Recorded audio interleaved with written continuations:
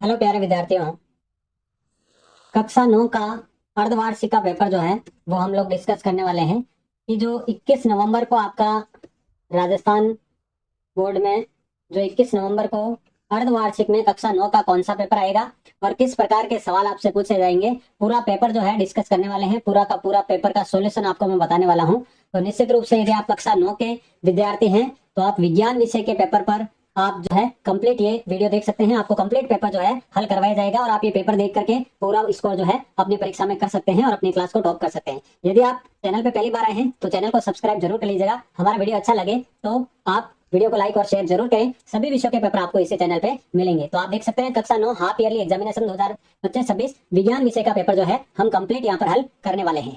प्रश्न संख्या 1 आपके सामने आ चुका है। पहला प्रश्न क्या कह रहा है कि 25 डिग्री सेल्सियस का केल्विन में मान क्या होगा। 25 डिग्री जो सेल्सियस है इसको केल्विन में कन्वर्ट करना है। तो केल्विन में कन्वर्ट करने के लिए क्या करते हैं, जो दिया गया है सेल्सियस उसमें 273 आपको जोड़ने हैं। तो 273 प्लस 25 कितना हो जाएंगे, 298। ये हो जाएगा डिग्री केल्विन में। तो यहाँ पर बी ऑप्शन जो है आपका करेक्ट आंसर हो जाएगा 298 केल्विन। हर एक क्वेश्चन का जो है आपको सोल्यूशन भी करवाया जाएगा ताकि आपको टेंशन लेने की आवश्यकता ना हो। दूसरा क्वेश्चन आप लोग देख पा रहे हैं कि 0 डिग्री सेल्सियस पर जल की भौतिक अवस्था क्या होगी। तो प्यारे विद्यार्थियों, 0 डिग्री सेल्सियस पर जो जल की भौतिक अवस्था होती है वो होती है ठोस अवस्था। 0 डिग्री सेल्सियस पर जल जो है वो ठोस अवस्था में रहता है। ये पहला और दूसरा दोनों क्वेश्चन आपके पहले पार्ट से आए हुए हैं। फिर प्रश्न संख्या 3, इमल्सन, बहुत ही ज्यादा इंपॉर्टेंट। आपकी बुक में जो है पाठ संख्या 2 में एक किताब में एक सारणी दी हुई है जिसमें इस प्रकार की ये चीजें दी हुई है। तो इमल्सन का उदाहरण कौन सा है, स्पंज, दूध, जेली या पनीर। 4 विकल्प आपको दिए गए हैं। इमल्सन का जो उदाहरण है वो हो जाएगा क्या, दूध। ठीक है, इमल्सन का उदाहरण क्या हो जाएगा, दूध हो जाएगा। बी ऑप्शन आपका करेक्ट आंसर रहेगा। नेक्स्ट चौथा प्रश्न जो है वो दिया गया है ऑक्सीजन के क्वथनांक का मान क्या है। तो ऑक्सीजन का जो क्वथनांक होता है वो होता है लगभग -183 डिग्री सेल्सियस। तो यहाँ पर डी ऑप्शन जो है आपका करेक्ट आंसर रहेगा। नेक्स्ट पांचवा प्रश्न पूछा गया है HNO3 में ऑक्सीजन के कितने परमाणु हैं। देखिए देखने से पता चल रहा है सूत्र क्या दिया गया है, HNO3। तो ऑक्सीजन के कितने हैं, 3 परमाणु हैं। तो सी ऑप्शन आपका करेक्ट आंसर हो जाएगा 3 परमाणु। नेक्स्ट प्रश्न संख्या 6 आपके सामने है, बहु परमाणुक सल्फेट आयन का संकेत क्या है। तो सल्फेट आयन को कैसे रिप्रेजेंट करते हैं ये भी आपकी बुक में जो है एक सारणी दी गई है और ये सारणी आपको पाठ संख्या 3 में मिल जाएगी। बहु परमाणु, द्विपरमाणु, ये एकल परमाणु के सारे सूत्र दिए गए हैं। तो SO4-2 सल्फेट का क्या होता है, SO4 और -2। तो सी ऑप्शन आपका करेक्ट आंसर हो जाएगा प्रश्न नंबर 6 का। आगे बढ़ते हैं प्रश्न संख्या 7 की ओर। सातवां क्वेश्चन आपकी स्क्रीन पर आ चुका है। सातवां प्रश्न कह रहा है कि सोडियम का इलेक्ट्रॉनिक विन्यास कौन सा है। सही इलेक्ट्रॉनिक विन्यास पूछा है। देखिए सोडियम जो तत्व है उसका प्रतीक चिन्ह होता है Na और ये सोडियम आवर्त सारणी पर आपको पता है 11 नंबर पर आता है। तो 11 के जब टुकड़े करेंगे तो 2, 8 और 1, 2 और 8 10, 10 और 1 11। सोडियम के भाइतम कोष में एक इलेक्ट्रॉन होता है, ये आपको ध्यान रखना है। तो इसका इलेक्ट्रॉनिक विन्यास हो जाएगा 2, 8, 1, जो कि ऑप्शन नंबर बी में दिया गया है। मेरे प्यारे अभ्यर्थियों, मेरे प्यारे विद्यार्थियों, इसका जो है आंसर बी आपका करेक्ट आंसर हो जाएगा। नेक्स्ट प्रश्न संख्या 8 क्या है कि कैल्शियम का परमाणु क्रमांक क्या है। देखिए 1 से 20 तक के तत्व आपको याद होने चाहिए और कैल्शियम जो है 20वें नंबर पर ही आता है। तो परमाणु क्रमांक जो है वो कैल्शियम का हो जाएगा क्या, 20। डी ऑप्शन आपका करेक्ट आंसर हो जाएगा। नेक्स्ट अगला प्रश्न पूछा गया है, कोशिका का बिजली घर किसे कहते हैं। कोशिका का बिजली घर जो है वो कौन है, माइटोकॉन्ड्रिया है, लाइसोसोम है, राइबोसोम है या केंद्रक है। देखिए कोशिका का बिजली घर या शक्ति ग्रह जो है माइटोकॉन्ड्रिया को कहा जाता है क्योंकि इसमें ऊर्जा का निर्माण होता है और वो होता है एटीपी के रूप में। ऊर्जा का निर्माण किस रूप में होता है, एटीपी के रूप में। एटीपी का पूरा नाम होता है एडिनोसिन ट्राइफॉस्फेट। क्या होता है, एडिनोसिन ट्राइफॉस्फेट। याद रखना, ये भी अच्छा क्वेश्चन है। एटीपी का पूरा नाम होता है एडिनोसिन ट्राइफॉस्फेट। तो इसका राइट आंसर हो जाएगा कोशिका का बिजली घर या शक्ति ग्रह जो है वो माइटोकॉन्ड्रिया होता है। अगला कह रहा है प्रश्न, इसी पाठ से लिया गया है जीवन की मौलिक इकाई से, डीएनए के क्रियात्मक खंड को क्या कहते हैं। तो मेरे प्यारे साथियों, मेरे प्यारे विद्यार्थियों, डीएनए के क्रियात्मक खंड को कहा जाता है जीन। क्या कहते हैं, जीन। सी ऑप्शन आपका करेक्ट आंसर बनेगा। चलिए अब आ चुके हैं आपके खाली स्थान वाले प्रश्न। तो खाली स्थान वाले प्रश्न भी बहुत ज्यादा इंपॉर्टेंट है, इस प्रकार इनको हल करना है। क्या इनके आंसर रहेंगे। 11वां क्वेश्चन पूछा गया है कि जीवधारियों में इसलिए नई कोशिकाएं बनती है। तो जीवधारियों में जो है वृद्धि, मरम्मत और प्रजनन के लिए, जीवधारियों में वृद्धि, मरम्मत और प्रजनन हेतु नई कोशिकाएं बनती है। आप तीनों में से कोई सा भी लिख दें, वृद्धि लिख दें, मरम्मत लिख दें, प्रजनन लिख दें, कोई दिक्कत नहीं है। तो जीवधारियों में नई कोशिकाएं वृद्धि, मरम्मत और प्रजनन के लिए बनती है। नेक्स्ट प्रश्न संख्या 12 कह रहा है, अमीबा किस प्रकार का जीव है। अमीबा और पैरामीशियम जो है वो एक कोशिकीय जीव है। तो इस खालिस्तान में क्या आ जाएगा, अमीबा जो है वो एक कोशिकीय जीव है। अमीबा कैसा जीव है, एक कोशिकीय जीव है। नेक्स्ट प्रश्न संख्या 13 पूछा गया है कि चालनी नलिकाएं किसमें पाई जाती है। आपने जाइलम और फ्लोएम पढ़े होंगे। तो जाइलम और फ्लोएम के जो पार्ट दे रखे हैं कि इसमें क्या क्या पाया जाता है, तो चालनी नलिकाएं जो है वो फ्लोएम उत्तक में पाई जाती है। फ्लोएम उत्तक में चालनी नलिकाएं पाई जाती है। तो 13वें के खाली स्थान में क्या जाएगा, फ्लोएम उत्तक आ जाएगा। नेक्स्ट प्रश्न संख्या 14 भी इसी पार्ट से है, उत्तक वाले से। रक्त एक प्रकार का कैसा उत्तक है? तो मेरे प्यारे साथियों सीधी लाइन लिखी हुई है आपके, रक्त जो है एक तरल संयोजी उत्तक है। रक्त एक तरल संयोजी उत्तक है जिसका जो पीएच मान है वो होता है 7.4 यानी कि हल्का क्षारीय। रक्त का पीएच मान आपसे पूछे तो रक्त का पीएच मान होता है 7.4 और 7.4 का मतलब है 7 से थोड़ा ऊपर है, इसलिए हल्का क्षारीय। नेक्स्ट प्रश्न संख्या 15 कह रहा है कि स्थिति में परिवर्तन कैसा परिवर्तन है? तो स्थिति, आकार, इनमें परिवर्तन होना ये भौतिक परिवर्तन का एग्जाम्पल है, इसलिए स्थिति में परिवर्तन होना एक भौतिक परिवर्तन माना जाता है। तो प्रश्न संख्या 15 के जो खाली स्थान में आएगा वो आएगा भौतिक परिवर्तन। प्रश्न संख्या 16 कह रहा है किसी वस्तु का प्रति इकाई समय में उसके वेग में होने वाला परिवर्तन क्या कहलाता है? तो इकाई समय में उसके वेग में होने वाला परिवर्तन कहलाता है त्वरण। क्या कहलाता है? त्वरण कहलाता है, एक्सीलरेशन कहलाता है। तो ये हो गए आपके खाली स्थान वाले प्रश्न। वीडियो अच्छा लग रहा है तो लाइक और शेयर जरूर कर दे, अच्छे अच्छे कमेंट भी आप लोग करें। प्रश्न संख्या 17 कह रहा है रासायनिक परिवर्तन का एक उदाहरण दो। देखिए रासायनिक परिवर्तन वह परिवर्तन होता है जिसमें पदार्थ के रासायनिक गुणों में परिवर्तन होता है और इसमें एक नया पदार्थ बनता है। क्या बनता है? नया। तो एग्जाम्पल आप लिख सकते हैं लोहे पर जंग लगना। लोहे पर जंग लगना ये किसका उदाहरण हो गया? लोहे पर जंग लगना जो है वो आपके रासायनिक परिवर्तन का हो गया। ठीक है। कागज का जलना, क्या लिख सकते हैं? कागज का जलना, ये भी किस प्रकार का है? रासायनिक परिवर्तन है, क्योंकि नया पदार्थ बन रहा है। दूध से दही बनना, क्या लिखेंगे? दूध से दही बनना। कैसा भी आप एक लिखना है आपको, तो यहाँ पर मैंने 3-4 आपको बता दिए। दूध से दही बनना, कागज का जलना, लोहे पर जंग लगना, ये सारे के सारे रासायनिक परिवर्तन है। नेक्स्ट कह रहा है यौगिक किसे कहते हैं? What is compound? यौगिक किसे कहते हैं? तो मेरे प्यारे विद्यार्थियों, दो या दो से अधिक तत्वों या परमाणुओं के रासायनिक संयोजन से निश्चित अनुपात में जब रासायनिक संयोजन उनका होता है तो उसे यौगिक कहा जाता है। क्या? दो या दो से अधिक तत्वों या परमाणुओं का रासायनिक संयोजन जब निश्चित अनुपात में होता है तो उसे क्या कहते हैं? कंपाउंड कहते हैं, यौगिक कहा जाता है। प्रश्न संख्या 19 पूछा गया कि शुष्क बर्फ किसे कहते हैं? तो ध्यान रखना है, ठोस कार्बन डाइऑक्साइड, ठोस CO2 को क्या कहा जाता है? ठोस CO2 को कहा जाता है ड्राई आइस, यानी शुष्क बर्फ। ये हो गए प्रश्न 19। फिर आगे बढ़ते हैं प्रश्न संख्या 20 की ओर। चलिए 19 प्रश्न हो गए, 20वां प्रश्न आपकी स्क्रीन पर आ चुका है। 20वां प्रश्न क्या कह रहा है देखिए कि लोहे की अलमारी कमरे के ताप पर ठोस है, कारण दीजिए। तो ये पहले पार्ट में आपके मिल जाएगा प्रश्न। तो इसका कारण क्या हो जाएगा? क्योंकि लोहे की अलमारी का जो गलनांक है वो अधिक होता है। क्या लिखेंगे? लोहे की अलमारी का जो गलनांक है वो क्या होता है? अधिक होता है। गलनांक अधिक होता है और इसका आकार जो है वो निश्चित होता है। आकार क्या होता है? निश्चित होता है, इसलिए लोहे की अलमारी कमरे के ताप पर ठोस है। चलिए आगे प्रश्न संख्या 19 कह रहा है कि संयोजकता इलेक्ट्रॉन किसे कहते हैं? तो किसी भी परमाणु के बाह्यतम कोश में उपस्थित इलेक्ट्रॉनों की संख्या। क्या लिखेंगे? तत्व या परमाणु के बाह्यतम कोश में उपस्थित इलेक्ट्रॉनों की संख्या क्या कहलाती है? संयोजकता। जैसे Na है, Na आपके 11 नंबर पर आता है, 2, 8, 1, तो 1 इलेक्ट्रॉन है, इसलिए इसकी संयोजकता कितनी हो जाएगी? 1। तो परमाणु या तत्व के बाह्यतम कोश में जितने इलेक्ट्रॉन होंगे साझा करने के लिए या स्टक पूरा करने के लिए, तो उसकी संयोजकता हो जाएगी। अगला प्रश्न संख्या 22 कह रहा है समपरासरी विलयन क्या होता है? आइसोटोनिक सॉल्यूशन के बारे में पूछा गया है। तो ऐसे विलयन जिनका परासरण दाब समान ताप पर समान होता है, जिनका परासरण दाब समान ताप पर समान होता है, क्या कहलाते हैं? समपरासरी विलयन कहलाते हैं। नेक्स्ट है वेग किसे कहते हैं? वेग किसे कहते हैं? वस्तु द्वारा निश्चित समय अंतराल में तय की गई दूरी क्या कहलाती है भाई? तय किया गया विस्थापन क्या कहलाता है? वेग कहलाता है। नेक्स्ट अगला 24वां गुरुत्वीय त्वरण का मान लिखिए। देखिए गुरुत्वीय त्वरण जी का मान पूछा गया है जो कि होता है 9.8 मीटर प्रति सेकंड स्क्वायर। याद रखना इंपॉर्टेंट है, जी का मान गुरुत्वीय त्वरण का मान होता है 9.8 मीटर प्रति सेकंड स्क्वायर।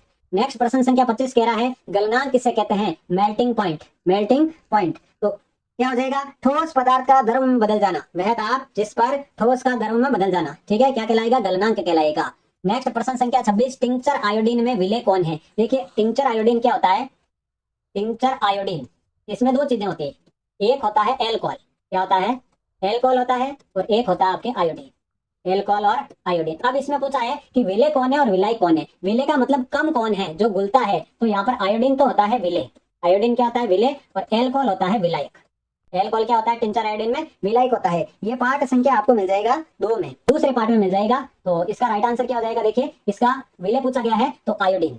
विलय कौन है? आयोडीन। इसमें आपको आयोडीन लिखना है। चलिए नेक्स्ट है हाइड्रोजन के समस्थानिकों के नाम लिखिए। देखिए हाइड्रोजन के 3 समस्थानिक है। हाइड्रोजन के कितने समस्थानिक है? समस्थानिक कहते किसे हैं? तो परमाणु संख्या समान होनी चाहिए और परमाणु भार जो है या द्रव्यमान संख्या अलग अलग होती है, उन्हें हम कहते हैं समस्थानिक। तो एक तो है 1H1 एक है 1H2 और एक है 1H3, जिसमें से इन तीनों के नाम भी आपको याद रखना है। पहले का नाम है प्रोटियम,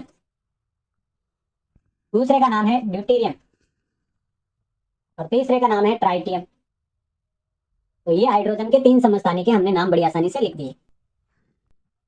अगला कह रहा है समस्थानिकों के तीन उपयोग लिखिए। देखिए तीन उपयोग पूछे गए हैं, तो समस्थानिकों के तीन उपयोग आपकी बुक में दिए गए हैं इसी पार्ट में, पार्ट संख्या 4 के है दोनों क्वेश्चन। तो एक तो है कैंसर रोग में उपयोग किया जाता है, कैंसर में कोबाल्ट के समस्थानिक का उपयोग। फिर आगे आपके गेंगा रोग में, गेंगा रोग में आयोडीन के समस्थानिक का उपयोग किया जाता है। और फिर आ गया यूरेनियम के समस्थानिक का, यूरेनियम के समस्थानिक का उपयोग जो है वो परमाणु भट्टी में ईंधन के रूप में किया जाता है। इसमें क्या जाता है, परमाणु भट्टी में ईंधन के रूप में। तो ये आगे अपने समस्थानिकों के तीन उपयोग हमने आसानी से लिख लिए। नेक्स्ट कह रहा है चाल और वेग में अंतर क्या है। तो चाल और वेग में बिल्कुल सरल प्रश्न है, इंपॉर्टेंट प्रश्न है। चाल कैसी राशि है, अदिश राशि है। वेग सदिश राशि है, इसका मात्रक भी मीटर प्रति सेकंड, इसका मात्रक भी मीटर प्रति सेकंड। और एक डिफरेंस आप अपनी परिभाषा से बना सकते हैं, ठीक है। नेक्स्ट गति का तीसरा समीकरण। देखिए गति के तीन समीकरण है, जिसमें तीसरा समीकरण है 2as बराबर v square minus u square. 2as बराबर v square minus u square, ये गति का तीसरा समीकरण है, गति वाले पार्ट से दिया गया है। फिर नेक्स्ट गुरुत्वाकर्षण वाले पार्ट से सवाल आया है, दाब किसे कहते हैं, व्हाट इज प्रेशर, दाब किसे कहते हैं। तो इकाई क्षेत्रफल में लगने वाला बल क्या हो जाएगा, इकाई क्षेत्रफल में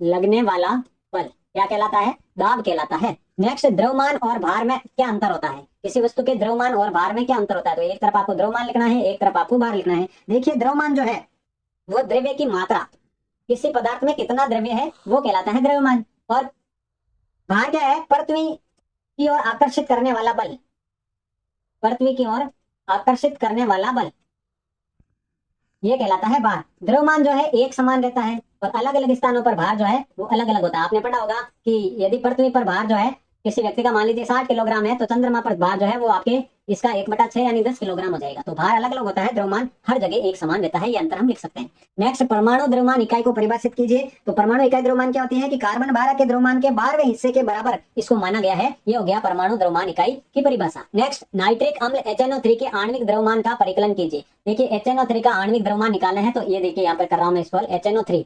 तो हाइड्रोजन का एक है, इसलिए हाइड्रोजन का द्रव्यमान संख्या भी एक हो जाएगा, तो 1 गुणा 1 1 ही होगा। नाइट्रोजन 7 नंबर पे आता है तो इसका परमाणु भार 10 हो जाएगा। और ऑक्सीजन 8 नंबर पे आता है तो 16 हो जाएगा, लेकिन ऑक्सीजन 3 से गुणा होगा क्योंकि यहाँ पर 3 परमाणु है। तो 1 + 14 और 16 दिया 48, तो 48 और 14 62, 62 और 1 63 U, इसका हो जाएगा आणविक द्रव्यमान, ठीक है। HNO3 का आणविक द्रव्यमान हो जाएगा 63 U। नेक्स्ट 35वां प्रश्न पूछा गया है, सूत्र लिखिए। ये एल्यूमिनियम क्लोराइड और सोडियम सल्फाइड। तो देखिए एल्यूमिनियम क्लोराइड का जो सूत्र होता है वो होता है AlCl3। तो देखिए Al और यहाँ मैं लिख देता हूँ Cl। क्लोराइड क्लोरीन की संयोजकता 1 होती है और एल्यूमिनियम की संयोजकता 3 होती है, तो इनको क्रॉस करा के सूत्र बनाएंगे तो ये हो जाएगा AlCl3। नेक्स्ट पूछा गया है सोडियम सल्फाइड। तो सोडियम सल्फाइड का सूत्र होता है Na2S, Na और S सल्फर। सोडियम की संयोजकता 1 होती है और सल्फर की संयोजकता 2 होती है, जो क्रॉस गुणा करके सूत्र बनाएंगे तो बनेगा Na2S। क्या बनेगा, Na2S। तो एल्यूमिनियम क्लोराइड का हो जाएगा AlCl3 और सोडियम सल्फाइड का क्या क्या हो जाएगा, ये हो जाएगा आपके Na2S। नेक्स्ट बोर की अवधारणा है, बोर वाले पार्ट में आप आराम से देख सकते हैं, चौथे परमाणु वाले पार्ट में है, वहां पर रदरफोर्ड है, ठीक है ना। थॉमसन का परमाणु मॉडल है, नील्स बोर का है कि ये वृत्ताकार दीर्घ वृत्ताकार कक्षों में चक्कर लगाते हैं, जिन्हें कक्ष या कोष कहा जाता है। K L M N कोष इन्होंने बताई है ना। रदरफोर्ड की जो कमियां रही थी वो बोर ने सुधारी थी, तो आप यहाँ पे समझ सकते हैं। नेक्स्ट 37वां प्रश्न है उत्प्लावकता। तो आप क्या समझते हैं, जब किसी वस्तु को आंशिक या पूर्ण रूप से द्रव में दबाया जाता है तो द्रव जो है वस्तु पर ऊपर की ओर एक बल लगाता है, उसे क्या कहा जाता है, उत्प्लावन बल कहा जाता है। और ये पूरी प्रक्रिया क्या कहलाती है, उत्प्लावकता कहलाती है। प्रश्न संख्या 37। नेक्स्ट वेग में परिवर्तन की दर। और वेग में परिवर्तन की दर मेरे प्यारे साथियों क्या होती है, वेग में परिवर्तन की दर होती है त्वरण। तो वेग में परिवर्तन की दर को त्वरण कहते हैं। इसका जो सूत्र होता है, त्वरण को ए से डिनोट किया जाता है, सूत्र होता है अंतिम वेग v माइनस प्रारंभिक वेग u बटा t। अंतिम वेग v माइनस प्रारंभिक वेग u बटा t। इसका जो मात्रक होता है मीटर प्रति सेकंड स्क्वायर। क्या होता है, मीटर प्रति सेकंड स्क्वायर होता है। यह एक सदिश राशि होती है। चलिए नेक्स्ट उद्रवपातन किसे कहते हैं, उदाहरण देकर समझाइए। उद्रवपातन क्या होता है भाई, उद्रवपातन होता है आपके किसी पदार्थ को गर्म करने पर वो ठोस अवस्था से सीधे ही गैस अवस्था में बदल जाना। द्रव अवस्था आती नहीं है, ठीक है ना। ठोस से सीधे गैस में बदलने की प्रक्रिया विद्यार्थियों क्या कहलाती है, वो उद्रवपातन कहलाती है। जैसे एग्जाम्पल मैं बताऊं तो नौसादा, क्या नौसादा, ठीक है ना, कपूर, ये सारे के सारे एग्जाम्पल किसके हो जाएंगे, उदर्वपातन के हो जाएंगे। नेक्स्ट, मिश्रण व यौगिक में अंतर स्पष्ट करो। तो मिश्रण और यौगिक में अंतर आपकी बुक में दी गई है, पूरी सारणी आप पढ़ सकते हैं आराम से। मिश्रण और यौगिक में वहां पर अंतर दिया गया है। फिर पादप कोशिका का नामांकित चित्र, पादप कोशिका का चित्र आपकी बुक में दिया गया है। पादप कोशिका, जंतु कोशिका, दोनों चित्र इंपॉर्टेंट है। फिर आ गया न्यूरॉन का, तो न्यूरॉन का इस प्रकार का चित्र आपके है ना उत्तक वाले पार्ट में दिया गया है। न्यूरॉन का चित्र जो है वो उत्तक वाले पार्ट में दिया गया है। ये जो जागेनुमा संरचना है डेंड्राइन कहलाती है, दो न्यूरॉन्स के बीच खाली स्थान सिनेप्स कहलाता है। ये सारी प्रक्रिया वहां पर दी गई है। प्रश्न संख्या 43 जो कह रहा है वो कह रहा है कोलाइड के गुणधर्म। तो कोलाइड के गुणधर्म आपको दूसरे पार्ट में मिल जाएंगे, कोई दिक्कत नहीं है, वहां पर स्पेशली बुक में डिटेल से लिखा हुआ है, आप पढ़ सकते हैं। फिर कह रहा है जटिल स्थायी उत्तक की विस्तार से व्याख्या करो, आवश्यक चित्र बनाइए। तो ये उत्तक वाले पार्ट से निबंधात्मक प्रश्न है, इनको ढंग से आपको तैयार करके जाना है। संयोजी उत्तक को विस्तार से, संयोजी उत्तक के प्रकार वगैरह आपको ढंग से समझाना है, ये अथवा में पूछा गया प्रश्न है ना। फिर प्रश्न संख्या 45 आ गया है, संवेग संरक्षण का नियम लिखिए। तो संवेग को ना, संवेग संरक्षण का नियम, यहाँ पर जो दो नियम है, स्थिर अनुपात का नियम, संवेग संरक्षण का नियम, वो आपको लिखना है। और दूसरा न्यूमेरिकल प्रश्न पूछा गया कि 2 किलोग्राम के पिस्टल से 20 ग्राम द्रव्यमान की एक गोली 150 मीटर प्रति सेकंड के 37 वेग से छोड़ी जाती है। पिस्टल के पीछे हटने पर वेग का परिकलन कीजिए। इसमें वेलोसिटी v ज्ञात करना है। इसके अथवा में पूछा गया संतुलित और असंतुलित बल को विस्तार से समझाइए। और फिर भी पूछा गया हम एक लकड़ी के बक्से को 200 न्यूटन बल लगाकर उसे नियत वेग से फर्श पर धकेलते हैं, बक्से पर लगने वाला घर्षण बल कितना होगा। तो मेरे प्यारे विद्यार्थियों, ये दोनों ही प्रश्न आपको जो है अपनी बुक में मिल जाएंगे, कोई दिक्कत नहीं है, आप वहां से हल कर लें। और 21 नवंबर को इस प्रकार का पेपर आपका रहने वाला है, आपको अच्छे से तैयारी करनी है, बेहतरीन तैयारी करके जाना है, ताकि आपको जो है अच्छे आपके अंक आए, पूरे में से पूरे विज्ञान में आपके नंबर आए। और कौन कौन से विषय के पेपर चाहिए आपको, सारे विषय के पेपर जो है वो आप यहाँ पर देख सकते हैं। इसलिए चैनल को आप सब्सक्राइब करके रखें, बेल नोटिफिकेशन को ऑन करके रखें, ताकि जब मैं वीडियो अपलोड करूं आपके पास सबसे पहले वो वीडियो पहुंच जाए। सभी को बेस्ट ऑफ लक 20 नवंबर से होने वाली अर्धवार्षिक परीक्षा के लिए। मिलते हैं प्यारे विद्यार्थी।